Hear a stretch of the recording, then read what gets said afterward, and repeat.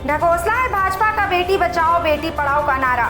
रीवा सहित पूरे प्रदेश में बढ़ रही महिला उत्पीड़न की घटनाएं। नमस्कार, अमर रिपब्लिक न्यूज चैनल में आप सभी का स्वागत है। खबर है रीवा जिले से, जहां बेटी बचाओ बेटी पढ़ाओ का नारा देने वाली भाजपा सरकार बेटियों की आबरू बचाने में लगातार असफल साबित हो रही है। रीवा सहित पूरे मध्य प्रदेश में महिला उत्पीड़न की घटनाएं बढ़ रही हैं और भाजपा सरकार केवल घड़ियाली आंसू बहाने तक सीमित रह गई है। बीते सोमवार को मध्य प्रदेश के मुख्यमंत्री doctor Mohan Yadav, deputy CM Rajendra Shukla सहित अन्य दिग्गज रीवा में मौजूद थे। इसके बाद भी संबंधित घटना को लेकर किसी के मुंह से एक शब्द नहीं निकला। क्या ऐसी भाजपा बेटी बचाओ बेटी पढ़ाओ का सपना मध्य प्रदेश में साकार करती रहेगी? आपको बता दें कि रीवा से बेहद ही शर्मनाक घटना सामने आई। पति को बंधक बनाकर पत्नी के साथ बदमाशों ने किया सामूहिक दुष्कर्म। जिले के गुड़ थाना क्षेत्र अंतर्गत भैरव बाबा मंदिर से है।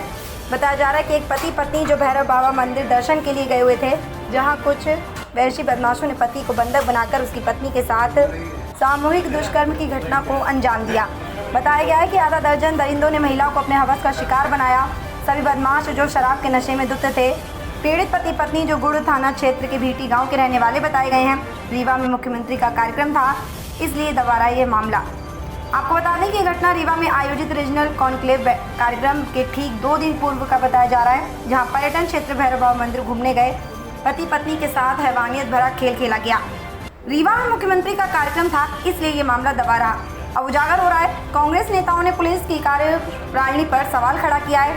फिलहाल पुलिस आरोपियों तक अभी नहीं पहुंच पाई है। पूरे मामले को लेकर कांग्रेस नेत्री कविता पांडे ने शर्मनाक बताया और कहा कि नवविवाहित दंपति को पेड़ में बांधकर की गई दुष्कृत्य की घटना की मैं निंदा करती हूँ। साथ ही मध्य प्रदेश की संवेदनहीन सरकार के आचरण की भी मैं निंदा करती हूँ। ज्ञातव्य है कि मध्य प्रदेश के मुख्यमंत्री मोहन यादव, डिप्टी सीएम सहित अब सब सोमवार को रीवा में ही थे और इस घटना की जानकारी इन सभी को थी। उसके बावजूद बेटी के घाव में मरहम लगाने की इन्होंने कोशिश नहीं की। प्रयास इस बात का हुआ कि किसी तरह मामला दब जाए। गली गली थाने थाने पीड़ित परिवार घूमता रहा, परेशान होता रहा और कोई कार्रवाई नहीं हुई। रीवा जिले के भैरव बाबा क्षेत्र में एक दंपति जो नवविवाहित है और शायद कॉलेज के स्टूडेंट हैं, वो भैरव बाबा क्षेत्र में घूमने गए थे। वहां पर 5 आतताइयों ने पति को पेड़ से बांधकर और उसके सामने ही उस बिटिया के साथ सामूहिक बलात्कार किया है। उसके बाद वो सोमवार को गली गली थाना थाना कार्यालयों में घूमती रही कि शायद मदद मिल जाए। उसी दिन मध्य प्रदेश के यशस्वी मुख्यमंत्री मोहन यादव, डिप्टी सीएम और तमाम राष्ट्रीय से लेकर मध्य प्रदेश के नेता रीवा में इन्वेस्टर मीट कर रहे थे और व्यंजनों का लुत्फ उठा रहे थे व्यापारियों के साथ। और वहीं वो लड़की गली गली न्याय मांगने की इच्छा के साथ गली गली घूम रही थी। लेकिन यहाँ की सरकार और जिला प्रशासन पूरी ताकत के साथ यह बात किसी को पता न चले, इस पर फोकस कर रहा था और इसको रोकने की कोशिश कर रहा था।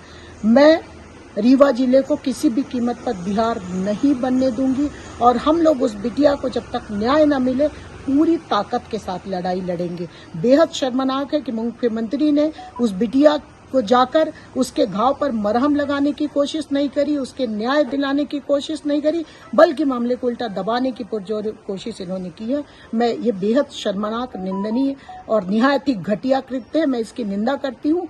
मध्य प्रदेश को रेप कैपिटल तो आपने बनाया ही था, पर रीवा को आपने बिहार बनाने की कोशिश की है। ये भी बहुत घृणित कृत्य है और मैं इनसे मांग करती हूँ कि जितनी जल्दी हो सके उस बिटिया को और उस परिवार को, पीड़ित परिवार के घाव पर मरहम लगाइए, उनके घर जाइए।